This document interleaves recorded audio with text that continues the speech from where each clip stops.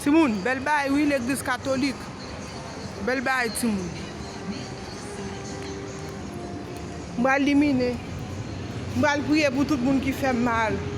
Pour tout le monde qui t'a ramené, ouais. L'église catholique. Maman, viens, Miraille. Comment il est là? Timoun, je vais mettre la tempête en de l'église catholique. Ça peut me gonder mon sou. Bah, je suis de l'église catholique, non? Mais le bel petit monde paix.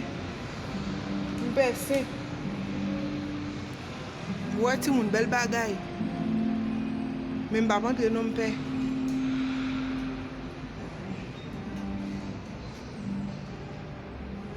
Regardez mon nom de l'église là.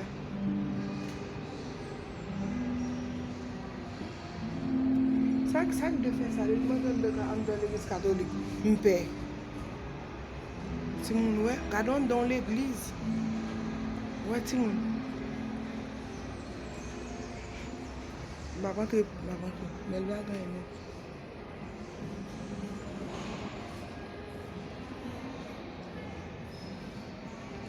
Même belle là, oui.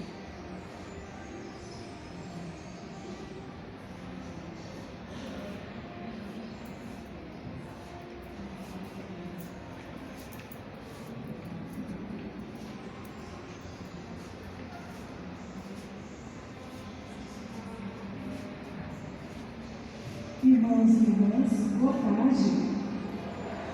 Sejam todos bem-vindos e bem-vindas à Catedral Metropolitana de Campinas para esta celebração eucarística. Intenções desta Santa Missa. 7º dia de falecimento, Francisco Maria da Silva.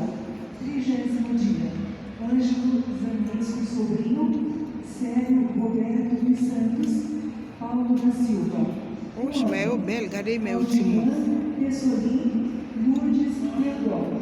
Pelas intenções constantes nesta folha, que trazemos em nossos corações, que serão depositadas sobre o Santo Altar.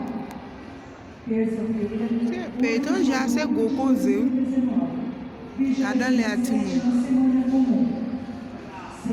Vale, entendeu? Está em vosso poder e ninguém pode resistir. Olha, vamos, muito perto da casa. Vós fizestes todas Bye. as coisas, o céu, a terra.